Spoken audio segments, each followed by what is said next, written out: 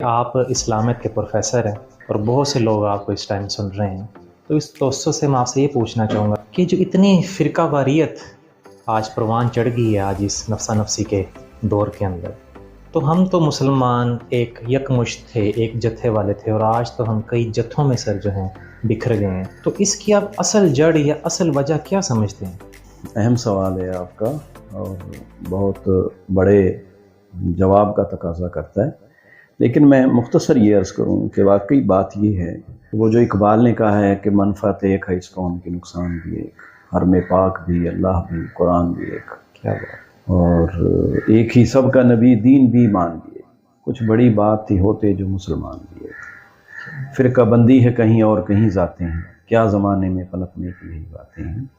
باقی مسلمانوں کے اندر اتنی ساری مشترک اقدار ہے، کامن ویلیوز کے ہوتے ہوئے بھی اگر یہ فرقہ پرستی کرتے ہیں تو یہ بہت بڑی اللہ تعالیٰ کی گویا سزا ہے.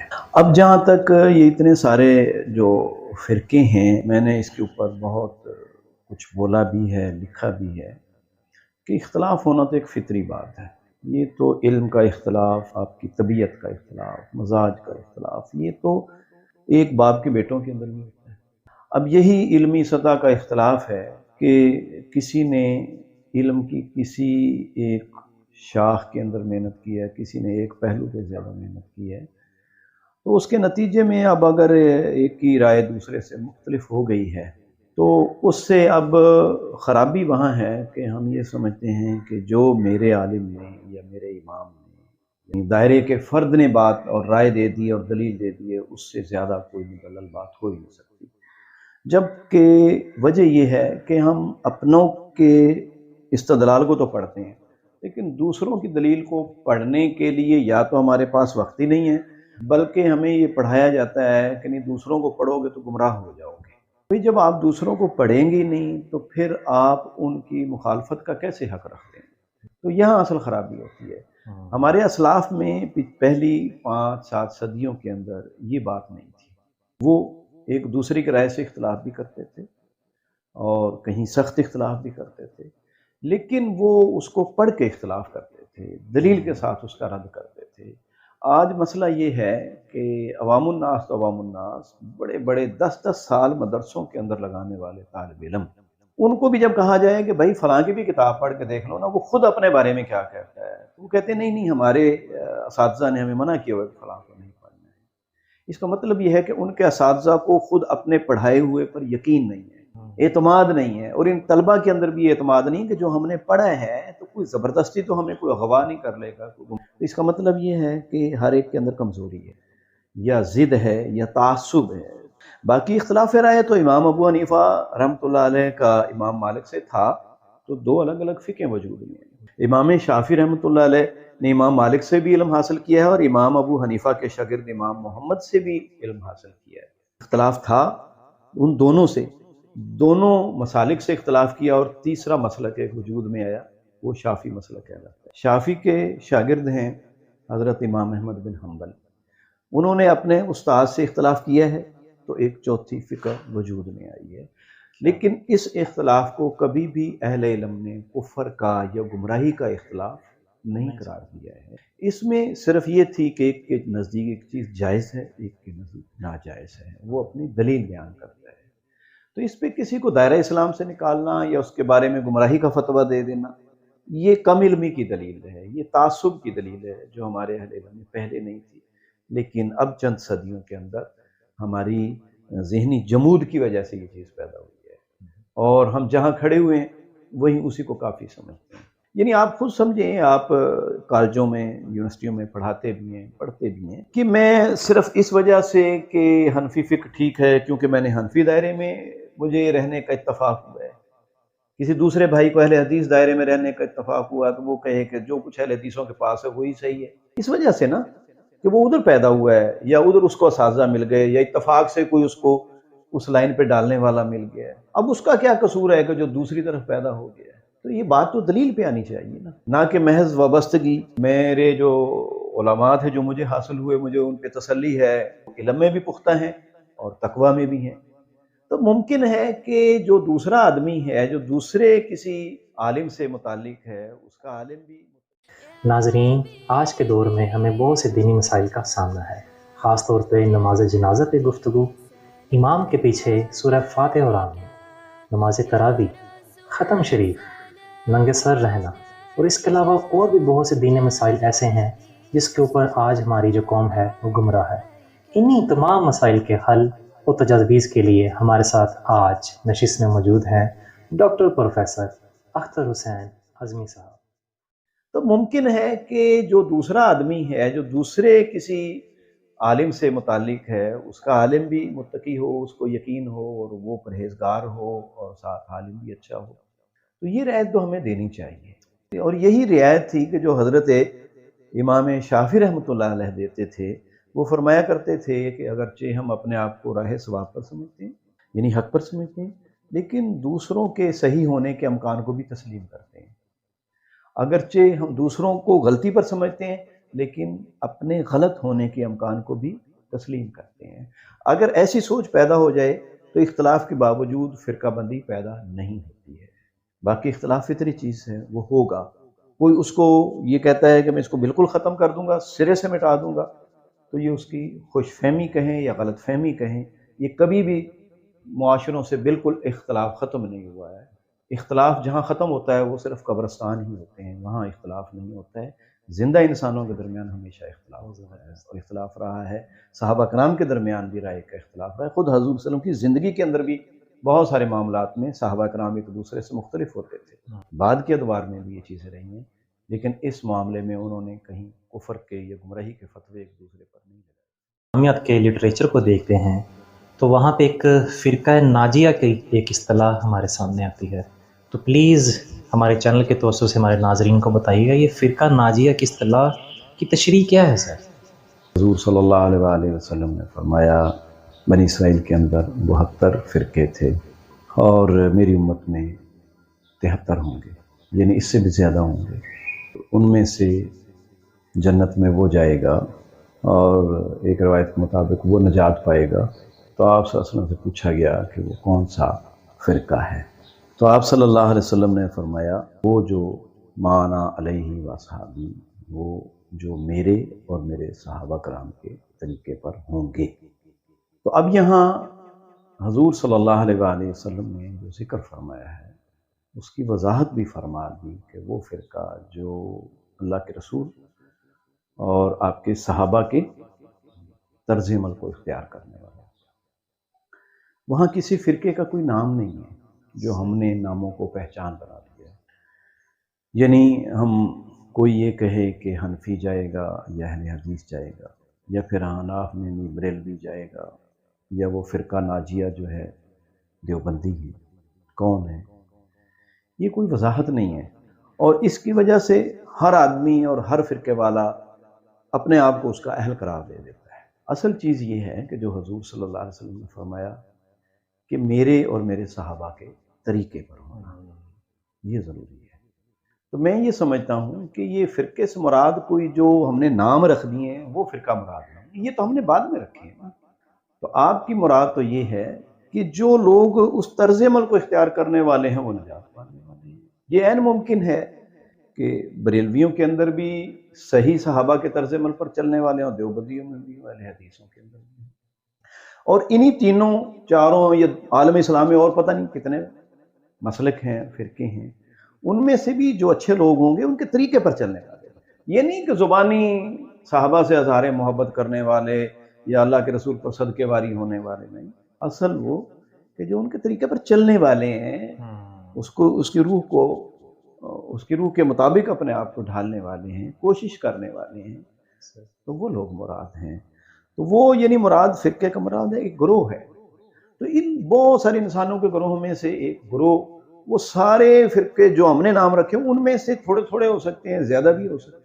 تو میں یہ سمجھتا ہوں کہ اس کو کسی ایک فرقے کے لیے محدود کر لینا، اس کی کوئی متعین شکل اللہ کے رسول صلی اللہ علیہ وسلم نے نہیں فرمائی ہے، تو اس کو اسی انداز میں لینا چاہیے۔ باقی یہ بات کہ یہ بھی ایک اہل علم نے بڑی بحث کی ہے کہ ایک ہی فرقہ جنت میں جائے گا یا نجات پائے گا، تو اس سے مراد یہ نہیں ہے کہ ہمیشہ ہمیشہ باقی سارے جہنم میں رہیں گے، یہ مراد نہیں ہے۔ مراد یہ ہے کہ جو پہلے مرحلے کے اندر جنت میں چلے جائیں گے نا، وہ لوگ ہوں گے کہ جو اللہ اور اس کے رسول کے طریقے پر عقیدے کے لحاظ سے بھی اور عمل کے لحاظ سے بھی جنت میں جائیں گے۔ باقی جس کی جتنی غلطی ہوگی، وہ عقیدے کی غلطی ہوگی یا عمل کی غلطی ہوگی، وہ اپنی سزا بھگتے گا، جیسے دیگر یعنی گناہوں کے اندر معاملہ ہے۔ بے شک۔ جنت میں وہ پھر بھی چلے جائیں گے، کیونکہ حضور صلی اللہ علیہ وسلم نے فرمایا کہ کسی مسلمان کے دل میں اگر رائی کے دانے کے برابر بھی ایمان ہے تو بالآخر وہ جنت میں جائے گا۔ تو اس اعتبار سے یہ نہیں کہ ان کے مرحلے مختلف ہو سکتے ہیں، ہاں نجات پانے والا سب سے پہلے وہ ہوں گے کہ جو اللہ کے رسول صلی اللہ علیہ وسلم اور آپ کے صحابہ کے طرز عمل کو اختیار کرتے ہیں۔ ڈاکٹر صاحب کی جب کتاب ایک آداب اختلاف پڑھنے کا اتفاق ہوا تو یہ کتاب اتنی بہترین الفاظوں کے ساتھ لکھی گئی، تو اتنے دلچسپ الفاظ کے چناؤ کے ساتھ اور اتنی ہم آہنگ زبان کے ساتھ یہ کتاب لکھی گئی ہے کہ ایک عام انسان جو ہے اس کو دنوں کے بجائے گھنٹوں میں پڑھ سکتا ہے، کہ ایک عام بندہ اس کے ساتھ بڑے جلدی جو ہے اٹیچ ہو جاتا ہے، اور ایک سنی فرقے کا جو انسان ہے اس میں بھی کہیں نہ کہیں تو غلطیاں کوتاہیاں پائی جاتی ہیں۔ اسی طرح اگر وہ اہل حدیث سے تعلق رکھتا ہے یا اہل تشیع ہے تو کہیں نہ کہیں اس میں خامیاں موجود ہیں۔ کوئی بھی اپنے آپ کو ایک مکمل مسلمان نہیں سمجھ سکتا، اور جب یہ انسان کو پوری کتاب پڑھنے کا اتفاق ہوتا ہے تو ہر مسلک یا ہر فرقے سے تعلق رکھنے والا بندہ اپنے آپ کو ایک خاص مسلک کے ساتھ جو ہے باؤنڈ نہیں کر سکتا، ریجڈ نہیں سمجھ سکتا، وہ ایک اپنے آپ کو کتاب پڑھنے کے بعد ایک مکمل مسلمان سمجھتا ہے۔ لوگوں کے اندر یہ مسئلہ بڑا اہم ہے، نماز کا قبول ہونا نہ قبول ہونا یہ اللہ کا معاملہ ہے، اور کسی کے فاسق فاجر ہونے کی بنیاد پہ نماز کسی مقتدی کی ضائع نہیں ہوگی، یہ بات کلیئر رہنی چاہیے۔ کہ کوئی شخص بدعتی ہے تو اس کے بارے میں کیا ہے، تو میں اس حوالے سے یہ بات عرض کروں کہ سنت اور بدعت کے معاملے میں ہمارے ہاں ایک بہت بڑے حساس عالم ہیں امام ابن تیمیہ رحمۃ اللہ علیہ، تو اس معاملے میں بہت سخت ہیں، لیکن جب ان سے یہ سوال کیا، جبکہ انہوں نے خود شیعہ مکتب فکر کے رد میں سب سے پہلے ایک مدلل کتاب بھی لکھی، ایک بہت بڑے عالم ہیں، اور امام ابن کثیر ان کے شاگرد ہیں، امام ابن قیم ان کے شاگرد ہیں، تو انہوں نے اپنے فتاویٰ میں فرمایا کہ اگر کسی شخص کو کسی اہل سنت کے پیچھے نماز کا موقع نہیں ملتا ہے تو بغیر جماعت کے نماز پڑھنے کی نسبت کے پڑھ لینا زیادہ بہتر ہے۔ اور اس میں ہم یہ دیکھیں کہ حضرت عثمان رضی اللہ تعالیٰ عنہ کے دور میں جب بلوائیوں نے مسجد نبوی پر قبضہ کیا اور بعد میں حضرت عثمان رضی اللہ تعالیٰ عنہ کو شہید بھی کیا، تو ظاہر ہے اس اعتبار سے کہ وہ امت کے ایک خلیفۃ المسلمین کی راستے سے جدا ہوئے، جبکہ اللہ کے رسول نے فرمایا ہے تمہارے اوپر میری اور میری سنت لازم ہے، وعلیکم بسنتی و سنت الخلفاء الراشدین۔ حضرت عثمان رضی اللہ تعالیٰ عنہ خلیفہ راشد ہیں، تو اب ان کی سنت سے جو اعراض کرنے والا ہے، نہ صرف بلکہ ان کو مسجد نبوی سے آنے سے بھی روکنے والا، ان پر بلوا کرنے والا، ان سے بڑے فاسق فاجر اور بڑے بدعتی کون ہوں گے؟ جب انہوں نے مسجد میں نماز پڑھانا شروع کی تو حضرت عثمان رضی اللہ تعالیٰ عنہ سے اس وقت صحابہ نے پوچھا کہ امیر المومنین اب ہم کیا ان کے پیچھے نماز پڑھیں؟ تو انہوں نے فرمایا کہ اگر وہ بھلائی کی دعوت دیں تو اس کو قبول کرو، یعنی نماز ان کے پیچھے پڑھو، اور اگر وہ برائی کی طرف بلائیں تو ان کی طرف تعاون نہ کرو۔ تو اس سے بھی آپ دیکھ سکتے ہیں۔ اور پھر ایک تابعین میں سے ایک تابعی جن کا نام اس وقت مجھے یاد نہیں ہے، وہ فرماتے ہیں کہ میں نے 100 کے قریب صحابہ کرام سے ملاقاتیں کیں اور میں نے ان کو دیکھا کہ وہ حجاج بن یوسف جو اس دور کا بہت ہی ظالم گورنر تھا بنو امیہ کا، اس کے پیچھے میں نے ان کو نماز پڑھتے دیکھا ہے، جبکہ حجاج بن یوسف نے بہت سے نیک تابعین کو شہید کروایا، صحابہ کرام میں سے کئی ایک کے بارے میں بھی اس کے اوپر الزام ہے کہ ان کو شہید کروایا۔ اس درجے کے لوگوں کے پیچھے بھی صحابہ کرام نے نمازیں پڑھی ہیں۔ لہذا اس معاملے میں یہ بھی دیکھا جائے گا کہ اگر وہ بدعت کرنے والا ہے تو یہ بھی فرق کیا ہے امام ابن تیمیہ نے کہ بدعت کرنے والا آیا بدعت کا داعی ہے، دعوت دینے والا ہے، یا محض کسی کی جاری کردہ بدعت کو اختیار کرنے والا ہے۔ اگر محض کسی کی جاری کردہ بدعت کو اختیار کرنے والا ہے، کوئی اس کے پاس تعویل ہے، تو اس کی بدعت کو، اس کے بدعتی ہونے کو چھوٹا تصور کیا جائے گا۔ البتہ جو بدعت کا داعی ہو، دعوت دینے والا ہو، تو اس کے بارے میں ذرا دوری اختیار کی جائے گی۔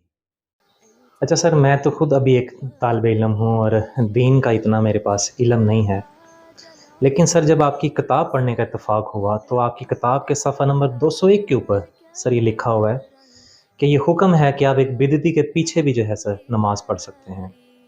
تو اگر سر اس سے ماخذ کروں تو بدعت کا سر جو وہ وال ہے وہ تو امام کے اوپر ہوگا، تو سر کیا ہمارے محلے میں جو دوسرے مسلک کی یا فرقے کی مساجد ہوتی ہیں تو کیا ہم وہاں پہ جا کے نماز ادا کر سکتے ہیں؟ میں سمجھتا ہوں کہ نماز پڑھنے میں آدمی کو کوئی ہچکچاہٹ نہیں ہونی چاہیے، اور کسی کے عقیدہ کیا ہے یہ جاننا ہمارے لیے لازم نہیں کیا گیا ہے۔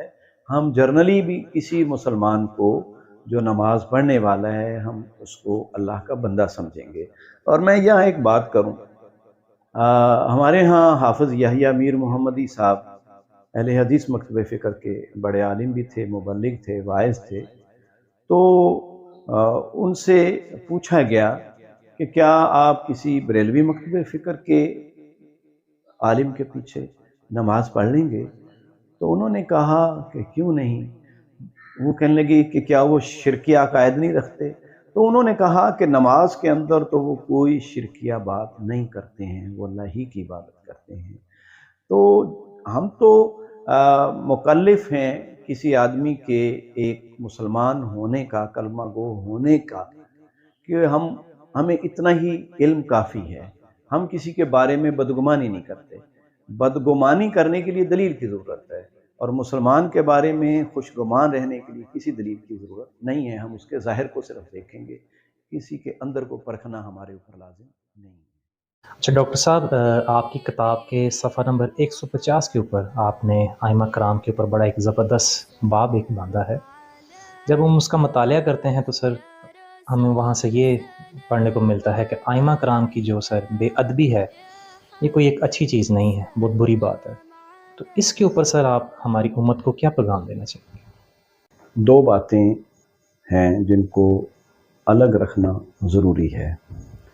ایک ہے ائمہ علم کا ادب و احترام، دوسری ہے ان کے جو کانٹینٹس ہیں یا ان کی جو تحقیق ہے اس کے اوپر تنقید کا حق۔ جہاں تک ادب و احترام ہے، وہ تو تمام اہل علم ہی کیا، والدین ہوں، بزرگ ہوں، دینی بزرگ ہوں، عمر میں بڑے ہوں، ان سب کا احترام ہے، اور اساتذہ کا احترام ہے۔ کسی بھی صاحب حیثیت انسان کا احترام ہم پر لازم ہے۔ اللہ تعالیٰ نے اس کو عزت دی ہے، کوئی مقام دیا ہے یا بزرگی دی ہے، تو اس کا احترام تو ہر صورت ملحوظ رکھا جائے گا، چاہے آپ اس سے کتنا ہی اختلاف کیوں نہ رکھتے ہوں۔ اب جو لوگ کسی عالم کے اوپر علمی تنقید کو، اس کی رائے کے کمزور ہونے کو واضح کرتے ہیں، تو اس کو بھی کوئی گستاخی سمجھتا ہے، بے ادبی سمجھتا ہے، تو یہ اس کے دینی فہم کا قصور ہے کہ وہ یہ حق سمجھے کہ جو ایک عالم بڑا بن چکا ہے تو اس کو علم کی امامت کے قابل لوگوں نے سمجھا ہے، تو اب اس کی 100% باتیں ہی قابل تقلید ہیں، تو یہ مقام سوائے اللہ کے رسول کے اور کسی کو حاصل نہیں۔ غلطیوں سے پاک، معصوم عن الخطا انبیاء کرام کی ذات ہے۔ جو ائمہ کرام ہیں ان کا احترام ملحوظ رکھا جائے گا، لیکن ان سے علم میں، رائے میں مختلف ہونا قطعاً اس کا مطلب یہ نہیں ہونا چاہیے کہ کوئی آدمی ان کا گستاخ ہے یا بے ادب ہے۔ اب آپ دیکھیں، امام شافعی رحمۃ اللہ علیہ نے حضرت امام مالک سے علم حاصل کیا اور بڑے ان کے مقرب شاگردوں میں سے تھے، لیکن ان کی رائے سے اختلاف کیا۔ امام ابو حنیفہ رحمۃ اللہ علیہ کے شاگرد امام محمد سے امام شافعی نے اختلاف کیا شاگرد ہونے کے باوجود، لیکن کہیں بھی کسی نے امام شافعی کو गुस्ताख इमाम अबू हनीफा या गुस्ताख इमाम मोहम्मद करार नहीं दिया। इमाम अहमद बिन हम्बल रहमतुल्लाह अलैह ने इख्तलाफ किया है तो अलग फ़िक़ा वजूद में आई, इमाम शाफी के शागिर्द थे, लेकिन किसी ने उनको गुस्ताख या बेअदबी का मुर्तकिब करार नहीं दिया। ये आज हमारी रवश है, ये हमारी जहनी तंग नजरियों की वजह से कि जो आदमी हमारे आलिम पर कोई इल्मी तनकीद करता है तो हम उसको भी गुस्ताख समझ लेते हैं, और हम अपने आलम का ये हक समझते हैं कि उसके इल्मी राय से कोई इख्तलाफ ना करे। तो जब कोई इंसान मासूम अनिल ख़ता नहीं है तो उनसे गलती हो सकती है, तो लिहाजा फिर उससे इख्तलाफ करने को बेअदबी तसव्वुर नहीं किया जाना चाहिए। हक को हक की बुनियाद पे ही कबूल करना चाहिए, ना कि किसी शख्सियत की बुनियाद के ऊपर। और हक जो है वो अल्लाह और उसके रसूल, अल्लाह की किताब से और अल्लाह के रसूल सल्लल्लाहु अलैहि वसल्लम की सुन्नत से मालूम होता है, उसके ऊपर हर एक को परखा जाएगा।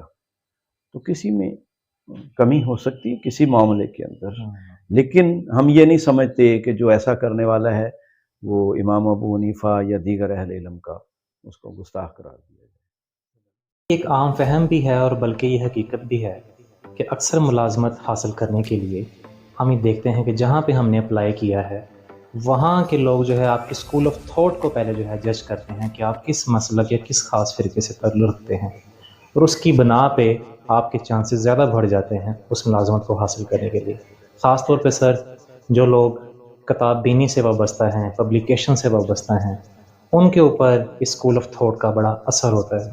तो इसके बारे में सर आपकी क्या आ रहा है? किसी भी जिम्मेदारी पर फायज करते हुए, किसी भी वो सरकारी मुलाजमत हो या कोई और इदारा हो, तो उसमें बुनियादी चीज़ तो अहलियत होती है कि जिस काम के लिए किसी आदमी की आप सिलेक्शन कर रहे हैं, आया वो उस चीज़ की अहलियत रखता है कि नहीं रखता है। वो चाहे कोई मस्जिद हो, कोई दीनी इदारा हो या तालीमी इदारा हो, गवर्नमेंट का हो, नॉन गवर्नमेंटल हो, तो देखना तो बुनियादी ये चीज़ है। वाकई आपकी बात दुरुस्त है कि मुकम्मल तो नहीं लेकिन बड़ी हद तक ये भी चीज़ अकाउंट करती है, और बाज़ इंटरव्यू करने वाले भी किसी भी तालिब इल्म से या उम्मीदवार से ये टो लगाने की कोशिश करते हैं कि उसका मसलक या मसल की वाबस्तगी क्या है, और उसकी बुनियाद पे भी उसको कुछ यानी फ़ायदा या उसका नुकसान कर जाते हैं। और इसका वाकई मुझे तजुर्बा भी है, मैं ख़ुद भी इन कामों में जाता हूँ, बड़े लेवल पे भी छोटे लेवल पे भी। तो इसको बहरहाल हमारे जो इंटरव्यू करने वाले हों, सिलेक्शन करने वाले हों, तो उनके सामने ये पहलू आने चाहिए और ऐसी किताबें उनको पढ़ानी चाहिए कि उनके जहनों में भी कोई वसअत पैदा हो। एक तो बात ये है। अब ये चीज़ इख्तियार करना कि उसके नज़दीक जो अच्छा मुसलमान है, तो इसका मतलब ये हुआ कि उसके नज़दीक बुनियादी चीज़ उस अहलियत की नहीं है, और जब अहलियत नहीं होगी और उसके नज़दीक जो अच्छा मुसलमान है तो वो उसको यानी एक अच्छे आदमी की बजाय बाईपास करके एक नाहल आदमी को लगाएगा। तो उसको ये समझना चाहिए कि जब तक वो जॉब में है उसकी ज़िम्मेदारी उसके गुनाह के अमाल की या ज़्यादतियों की वो उसकी नाहली की उसके सर पर रहेगी। इस मामले में हमारे यहाँ देखें, अब मैं आपको एक बेहतरीन मिसाल दूँ कि कितनी वुसअत थी हमारे यहाँ कि हारून रशीद खलीफा बहुत मशहूर है, उसकी मसलकी वाबस्तगी कह लें वो वाज़े तौर पर इमाम मालिक रहमतुल्लाह अलैह से थी, यानी आप कहें कि वो मालिकी थे। और इमाम मालिक से इतनी उनकी मोहब्बत थी, इतनी निस्बत थी कि एक मर्तबा इमाम मालिक को उन्होंने ये ऑफ़र भी की कि आप की ये जो मौता इमाम मालिक जो उनकी हदीस की किताब है और फ़िक़्ही आरा की है, क्यों ना इसको सारे आलम इस्लाम पर नाफिज कर दिया जाए, यानी इससे कोई इख्तलाफ ना करे आपकी राय से। लेकिन इमाम मालिक रहमतुल्लाह अलैह के कुर्बान जाइए कि उनकी वुसअत ज़र्फ़ी के कि उनको एक सरकारी सतह पर एक यानी एक हक हासिल हो रहा है उनकी राय को, लेकिन उन्होंने कहा कि अमीरुल मोमिनीन ऐसा ना करें। सहाबा कराम मुख्तलिफ इलाकों के अंदर गए, उनसे लोगों ने इल्म हासिल किया, उनसे आगे लोगों ने, और एक मौक़िफ़ पर वो यानी लग गए। تو اب آپ اس طرح زبردستی کریں گے تو مسلمانوں میں زیادہ بگاڑ پیدا کر دیں گے۔ اب دیکھیے اسی ہارون رشید نے جو اتنی عقیدت رکھتا ہے امام مالک رحمۃ اللہ علیہ سے، ہارون رشید خلیفہ نے اپنے دور کے اندر امام ابو یوسف رحمۃ اللہ علیہ کو قاضی القضات یعنی چیف جسٹس متعین کیا پورے ملک کے لیے۔ اور امام ابو یوسف کون ہے؟ امام ابو حنیفہ رحمۃ اللہ علیہ کے شاگرد ہیں۔ اب دیکھیں کہ اس کا مطلب یہ ہے کہ ہارون رشید کے دور میں جو فیصلے کیے ہیں امام ابو یوسف نے، ظاہر ہے کہ وہ ایک حنفی عالم ہے اور حنفی عالم کی حیثیت سے وہ فیصلے کر رہے ہیں۔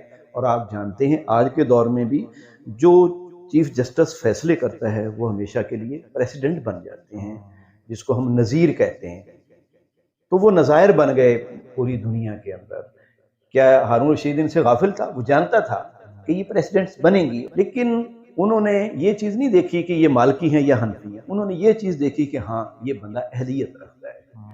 تو اس خوف کے پیش نظر کہ دوسرے مسلک والا آ جائے گا تو پتہ نہیں کیا ہوگا اور ہم نااہلوں کو قوم کے اوپر تھوپ دیں، تو اس کی گناہوں کی ذمہ داری بھی ہمیں اٹھانے کے لیے تیار رہنا چاہیے۔ اتنی مصروفیات کے باوجود علمی سفر بھی آپ کا جاری ہے اور تحقیق کا سفر بھی جاری ہے، اور اپنے آپ کو آپ نے ایک ریسرچ کے ماحول میں باندھ کے رکھا ہوا ہے، تو کبھی گھر والے آپ سے پریشان نہیں ہوتے کہ ڈاکٹر صاحب تھوڑا یہ وقت ساڑھے لیے بھی کاٹ لو؟ جی یقیناً یہ بڑا آپ نے ایک عملی سوال کیا ہے۔ پریکٹیکل زندگی میں یہ چیزیں واقعی مجھے فیس کرنا پڑتی ہیں، خصوصاً بیوی کی طرف سے۔ کبھی پڑھنے کا انہماک ہوتا ہے اور ظاہر ہے بیوی کی ذمہ داریاں ہیں، وہ گھر گرہستی کے بارے میں جن مسائل ہوتے ہیں رشتہ داروں کے حوالے سے، تو ان کے حوالے سے وہ وقت چاہتی ہیں، تو جب کہ میری لگن کسی اور طرف ہوتی ہے تو کبھی میرے اندر بھی تلخی پیدا ہو جاتی ہے، لیکن پھر میں جب ان کا احساس کرتا ہوں تو یہ بلکہ وہ معاون ہیں، تو بعض اوقات تو وہ یہ بھی کہہ دیتی تھیں کہ یہ کتابیں تو مجھے اپنی سوکن لگتی ہیں۔ تو ظاہر ہے عورت کے لیے سوکناپے کو برداشت کرنا ایک مشکل ہوتا ہے کہ یہ جان لیجیے کہ ہمیشہ جو بیوی ہوتی ہے وہ اپنے شوہر کو 100% اپنا چاہتی ہے اور یقیناً اس کا حق بنتا ہے۔ تو اسی طرح بچے بھی بعض اوقات محسوس کر لیتے ہیں کہ ہمیں وہ توجہ نہیں مل رہی ہے، لیکن اس پہ شعوری طور پہ میں نے کوشش کی ہے کہ میں شام کے وقت کھانے کے وقت بچوں کے ساتھ وقت گزاروں اور ان سے عام باتیں کروں، جو جنرل باتیں روزانہ کی ان کے سنوں۔ یہ میری اب بڑے عرصے سے کوشش ہے۔ البتہ یہ ہے کہ اس میں ان کو میں یہی محسوس کراتا ہوں کہ دیکھیں جیسے کچھ آپ کی دلچسپیاں ہیں تو میں آپ کو آپ کی دلچسپیوں کے ایریے میں مداخلت نہیں کرتا ہوں، بچوں کی بھی دلچسپیاں ہیں، میں اس ایریے میں مداخلت نہیں کرتا ہوں۔ تو خدا کے لیے مجھے بھی یہ حق دیں کہ میری دلچسپی اگر لکھنے پڑھنے میں ہے، کوئی آوارگی کا کام تو نہیں ہے، تو لکھنے پڑھنے میں ہے تو مجھے بھی ریلیکس کریں کہ میں اس کو اچھے طریقے سے انجام دے سکوں۔ باقی معاملات میں تو یہ رہا ہے، لیکن گزشتہ 3 سال سے جب میں نے میر حجاز کے نام سے جب میں سیرت کہانی لکھنی شروع کی، تو یہ جب کرونا شروع ہوا تھا تو اس میں نے اس کو لکھنا شروع کیا تھا، اور ان دنوں میں گھر کے اندر محدود تھا، کوئی آنے والا بھی نہیں ہوتا تھا، تو الحمدللہ 6 مہینے کے اندر ہی میں نے ایک جلد مکمل کر لی تھی۔ ان دنوں میں نے جب اپنی بیوی کو بتایا اور بچوں کو کہ میں دیکھو سیرت لکھ رہا ہوں، مجھے آپ کی معاونت کی ضرورت ہے، اور وہ یہ ہے کہ ان دنوں مجھے آپ گھر کے کام سے اگر ریلیکس کر دیں تو میں آپ کا ممنون ہوں گا۔ تو الحمدللہ اس کے وجہ سے مجھے یہ فائدہ حاصل رہا کہ میں بالکل کالج کی ذمہ داری ادا کرنے کے بعد گھر اپنے آپ میں محدود ہوا، اور میرے بیوی بچوں نے ہی جو بھی شاپنگ کرنی ہے، گھر کے لیے چیزیں لانی ہیں، خریدنی ہیں، تو میرا بیٹے 2 ہیں وہ ان کے ساتھ چلے جاتے تھے اور وہی خریداری کرتے رہے، حتیٰ کہ ان 3 سالوں میں کتنی مہنگائی ہو گئی ہے مجھے اس کا بھی ادراک نہیں ہوتا تھا۔ میری بیوی بعض اوقات خفا ہوتی تھی کہ آپ کو تو یہی نہیں پتہ ہے کہ انڈے جو ہیں کس ریٹ پہ اور چینی کہاں پہنچ چکی ہے۔ میں نے خود اپنی سیرت کتاب کا انتصاب بیوی بچوں کے نام اس دفعہ کیا ہے، اور اس میں یہی ہے کہ ان کے تعاون اور ایثار کی بدولت میں آسودہ حال رہا ہوں، اور سیرت کا کام کرنے میں مجھے کافی انہوں نے ریلیکس ماحول فراہم کیا ہے۔ یہ ان کی مہربانی ہے۔ اب دیکھیں آئندہ کچھ لکھوں گا تو وہ اب مجھے رعایت دیتے ہیں کہ نہیں۔ ڈاکٹر صاحب آج کے عصر حاضر میں ایسے کون سے معاملات یا چیزیں ہیں जो कि आपको अपनी शख्सियत के मुताबिक बड़ी नागवार या नापसंदीदा गुजरती जब किसी ऐसे आदमी को जो महफिल के अंदर बढ़ चढ़ के नसीहतें करता है, दीनी गुफ्तगू करता है, बड़ी ही मिसाली और आइडियल बातें करता है, लेकिन जब उसके अमल को देखते हैं कि अगर वो उस्ताद है तो बच्चों को पढ़ाना नहीं चाहता है, अगर वो कारोबारी है, दीन के ऊपर सदकेवारी होने वाला है, लेकिन उसके कारोबार के अंदर वो हराम व हलाल की तमीज़ को ज़्यादा अहमियत नहीं देता है, मुलाजिम है तो रिश्वतखोरी या काम चोरी को इतना बड़ा मसला नहीं समझता है, बाज़ारों के अंदर और सड़कों के ऊपर इशारे को हम तोड़ते हैं, गाड़ियों को बीच रस्तों में खड़ा कर देते हैं, घरों के सामने नाजायज़ तजावुज़ात दुकानों के सामने करते हैं। तो ये चीज़ें मुझे बहुत नागवार गुजरती हैं कि हम कैसे मुसलमान हैं कि जो लोगों को अजियत देकर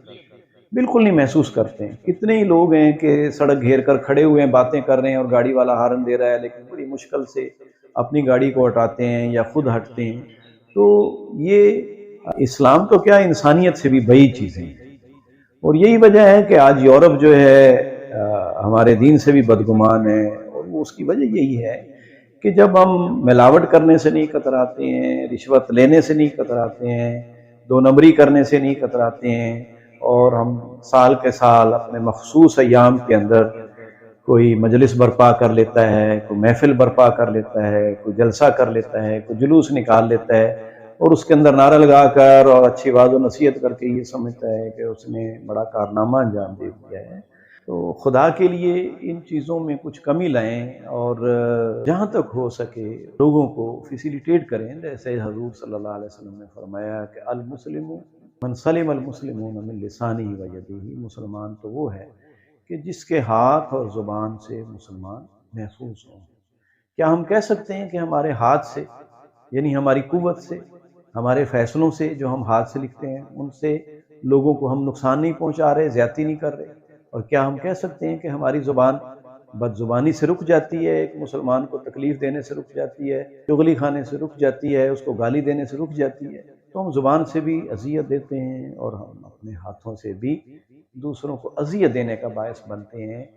तो इस अज़ियत पर यकीनन ये मुझे बड़ी नागवार गुजरती है, और हर मुसलमान को, हर इंसान को ये चीज़ें नागवार गुजरती हैं। तो हजूर सल्लल्लाहु अलैहि वसल्लम ने तो फरमाया, तुम दूसरों के लिए भी वही चीज़ पसंद करो जो अपने लिए पसंद करते हो। मैं जब अपने लिए ये चाहता हूँ कि लोग मेरा अदब करें, मेरी सहूलत का ख्याल रखें, लाइन के अंदर मैं लगा हुआ हूँ तो मेरे नंबर का ख्याल रखें, तो दूसरे भी यही चाहते हैं। हम अपने लिए तो सहूलतें चाहते हैं, अदब व एहतराम चाहते हैं, लेकिन दूसरों को भी क्या ये देने के लिए तैयार हैं? डॉक्टर साहब, मैं और मेरे सारे नाज़रीन आपका बहुत शुक्रिया अदा करना चाहेंगे कि आपने अपने कीमती वक्त में से हमारे लिए कुछ वक्त निकाला और हमारे सुनने वालों की बहुत सी रहनुमाई की। जो 2023 के यूथ है ये बहुत ज़्यादा डिप्रेस्ड है। यूथ के अंदर एक तासुर पाया जाता है शॉर्टकट हासिल करने का। जो वालिदैन हैं उनको आप क्या नसीहत करना चाहेंगे? ये यूथ के अंदर एक शॉर्टकट मेथड लेने का और ये डिप्रेशन का एक माहौल चल रहा है, तो ऐसी वो क्या इकदाम या अमली तौर पे जो है कुछ चीज़ें अपनाएं जिसकी वजह से उनकी औलाद जो है एक सही ट्रैक पे आके एक मुसलसल मेहनत के साथ एक अच्छे मुकाम पे पहुंच सके? जी वाकई आज की जो नस्ल है वो डिप्रेशन का भी शिकार दिखाई देती है, मायूसी का भी शिकार दिखाई देती है, शॉर्टकट्स की भी तलाश में है। और मैं समझता हूँ कि उसकी कुछ वजूहात हैं। उसमें एक तो ये है कि मज़हब से और अपने रब से ताल्लुक़ जो बच्चों के जहन में रासिख करना चाहिए था वो नहीं है। अल्लाह ताला के हाज़िर नाज़िर होने का, साथ होने का, मईयत का उसका जो तसव्वुर है वो इंसान को हौसला देता है कि वो हर मुश्किल घड़ी में भी मेरे साथ है। ये बच्चों के जहन में नहीं उतारी गई है। दूसरी ये है कि आजकल के बच्चों को खुद वालिदैन बहुत ज़्यादा उन्होंने आसान तलब बना दिया, सहल पसंद बना दिया है। मैं देखता हूँ कि माएँ बच्चों के बैग्स उठाए हुए उनको स्कूल छोड़ने जा रहे हैं। जब हमने पढ़ा है तो मीलों बच्चे दूसरे स्कूलों में पैदल चलकर जाया करते थे, भारी बस्ते भी उन्होंने खुद उठाए हुए होते थे, साइकिलों पे जाया करते थे, धूप में वापस आया करते थे, ये सारा। और वालिदैन कभी पीछे नहीं जाते थे। फिर जो सहूलतें मिल गई हैं उन्होंने ऐसा आदी बना दिया है कि हम चाहते हैं कि कोई भी मुश्किल काम से हमें वास्ता ना पड़े, میں یہ سمجھتا ہوں کہ ہمیں بچوں کو سہول پسند نہیں بنانا چاہیے، جفا کش بنانا چاہیے۔ سہولتیں اویل کرنا اپنی جگہ پہ ہے، لیکن ان کو اس چیز کا بھی عادی بنانا چاہیے کہ مشکل وقت میں وہ سہار سکیں۔ بجلی کے بغیر بھی گزارا، اے سی کے بغیر بھی وہ گزارا کرنے والے ہیں۔ والدین کے لیے میں یہ عرض کروں گا کہ والدین یقیناً بڑے ہوتے ہیں اور ان کے تجربات ہوتے ہیں، اور وہ ہر معاملے میں اپنی رائے کو پھر بچوں پہ ٹھونستے ہیں۔ والدین کی کچھ خواہشیں ہوتی ہیں اور وہ خواہشیں اپنے ذریعے سے پوری نہیں ہوتی، تو بچوں کے ذریعے سے وہ خواہشوں کو پنپنا دیکھنا چاہتے ہیں کہ اس کو ڈاکٹر ہی بننا چاہیے، انجینئر ہی بننا چاہیے، یا ایک والد کی خواہش ہے کہ اس کو اسسٹنٹ کمشنر لگنا چاہیے، وہ نہیں لگتا ہے۔ تو بھائی ہر بچے کے ایک اللہ تعالیٰ نے مزاج دیا ہے، ٹینڈنسی دی ہے، رجحان طبع دیا ہے یہ، تو وہ اس کے مطابق ہی علم حاصل کرے گا۔ الحمدللہ میری تھرو آؤٹ فرسٹ کلاس رہی اور میں اچھے نمبروں کے اندر پاس ہوتا رہا۔ سول لائن کالج کو بھی میں نے ایف اے میں ٹاپ کیا، جی سی کے اندر میں نے سیکنڈ پوزیشن حاصل کی، ایم اے کے اندر بھی کوئی میں نے تیسری پوزیشن حاصل کی۔ تو کیونکہ میرا ادھر رجحان تھا، تو رجحان میں جانے دیں، جس سبجیکٹ کو آپ ناکارہ سمجھتے ہیں اس کے اندر بھی آپ بہت کمال دکھا سکتے ہیں۔ ان کا کیریئر ٹھونسے نہیں، بلکہ ان کے رجحان طبع کو چیک کریں، ان کی نفسانی کیفیات کو چیک کریں۔ اللہ کے رسول صلی اللہ علیہ وسلم نے فرمایا ہے انسان اپنے دوست کے دین پر ہوتا ہے۔ یہ بڑی اہم بات ہے کہ انسان اپنے دوست کے دین پر ہوتا ہے۔ تو والدین کو میں یہ کہتا ہوں کہ والدین اپنے بچوں کے دوست بن جائیں، یہ نہیں کیا وہ نہیں کیا، آپ ان کے دوست بن جائیں۔ جب آپ ان کے دوست بن جائیں گے اور وہ آپ کو دوست سمجھیں گے تو وہ آپ کے دین پر خود بخود آ جائیں گے، آپ کو کاپی کرنا وہ ضروری سمجھ لیں گے۔ تو آج والدین دوست نہیں بنتے ہیں۔ میں خود بہت سارے مقامات پہ چونکہ 10 دن کے لیے بھی فہم قرآن کلاسز کے انعقاد کے لیے جاتا تھا، واعظ و نصیحت کے لیے، درس قرآن کے لیے، ویسے بھی بڑی مصروفیات رہتی ہیں، میرا آنا جانا لگا رہتا تھا، تو گھر پہ توجہ کم تھی مجھے۔ پھر مجھے ادراک ہوا کہ بچوں پہ اس کا اچھا اثر نہیں پڑ رہا۔ البتہ ایک کام کیا ایک عرصے سے کہ گھر میں جب بھی ہم شام کو بیٹھیں تو کسی کتاب کا کوئی کہانی، کوئی واقعہ، کوئی حدیث، 2-4 یا قرآن کا کوئی ترجمہ کبھی ہم پڑھ لیتے ہیں، اس طریقے سے بیٹھتے ہیں، اس پہ تھوڑی سی ڈسکشن بھی ہو جاتی ہے۔ اور کھانے کے اوپر میں نے میکسیمم کوشش کی ہے کہ شام کے کھانے کے وقت میں ضرور بچوں کے درمیان بیٹھوں اور ہلکی پھلکی گپ شپ جو ہو رہی ہے اس میں بھی شرکت کروں، اس کو اپنی طرف نہ کھینچنے کی کوشش کروں۔ جیسے وہ چل رہے ہیں نا، اسی کے اندر کوئی بات آتی ہے تو ان کی رہنمائی ہو جاتی ہے، تو پھر ان کا اعتماد حاصل ہو جاتا ہے۔ ہمارے ہاں یہ شکایت آتی ہے خصوصاً بچیوں کی طرف سے، یہ بچے بگڑ جاتے ہیں، کچھ لوگوں کے حصار میں چلے جاتے ہیں، بچیاں کسی ٹریپ ہو جاتی ہیں کسی کے ذریعے۔ کب ہوتا ہے یہ؟ اس وقت ہوتا ہے جب گھر میں ماں باپ کی توجہ اور محبت نہیں ملتی ہے، تو جہاں ان کو محبت کا جھانسا بھی دیا جاتا ہے وہیں وہ چلے جاتے ہیں۔ تو اپنے بچوں کو محبت دیں، ان سے دوستی کریں، اگرچہ اس دوستی کے اندر ادب اور احترام کا رشتہ ملحوظ رہنا چاہیے، وہ بھی ان کو تربیت دیں گے تو ملے گا نا، تو قریب رہیں گے تو یہ تربیت ملے گی۔ تو لہٰذا دوستی کریں اور ان کو اپنا دوست ہونا باور کرائیں، تو انشاءاللہ وہ آپ کے دین پر بھی ہوں گے اور آپ کی جو خواہشیں ہیں ان کو بھی اکاموڈیٹ کریں گے۔ بلکہ میں اپنے اس پروگرام کے ناظرین سے یہ بھی گزارش کروں گا کہ جس طریقے سے اس چینل کے لوگ محنت کر رہے ہیں، جدوجہد کر رہے ہیں بچوں کی رہنمائی کے لیے، پیرنٹس کی رہنمائی کے لیے، تو ہمارے پڑھے لکھے طبقے کی میں سمجھتا ہوں کہ یہ ایک ضرورت کو فلفل کر رہے ہیں، تو ہمارے پڑھے لکھے طبقے کو اس کو دیکھنا چاہیے۔ اس چینل کے اوپر جو مثبت اور تعمیری پروگرام جاری ہیں ان سے استفادہ بھی کرنے چاہیے اور خود بھی انہیں بھی مستفید کرنا چاہیے۔ بہت شکریہ، بڑی مہربانی۔ ناظرین، آج آپ کے قیمتی وقت کا بہت شکریہ جو نکال کے آج آپ نے ہماری ویڈیو دیکھی۔ میری آپ سے درخواست ہے، میرے سب بہن بھائیوں سے اور تمام دیکھنے والوں سے، کہ پلیز ہمارے چینل کو سبسکرائب کریں، لائک کریں، شیئر کریں اور پلیز اپنی قیمتی آرا سے ہمیں ضرور جو ہے آگاہ کریں۔ اور اگر آپ کو اپنی پسندیدہ شخصیت ہمارے آنے والے انٹرویوز کے دوران دیکھنا چاہتے ہیں تو پلیز اپنی قیمتی آرا سے ہمیں ضرور آگاہ کریں۔ آپ کا بہت بہت شکریہ۔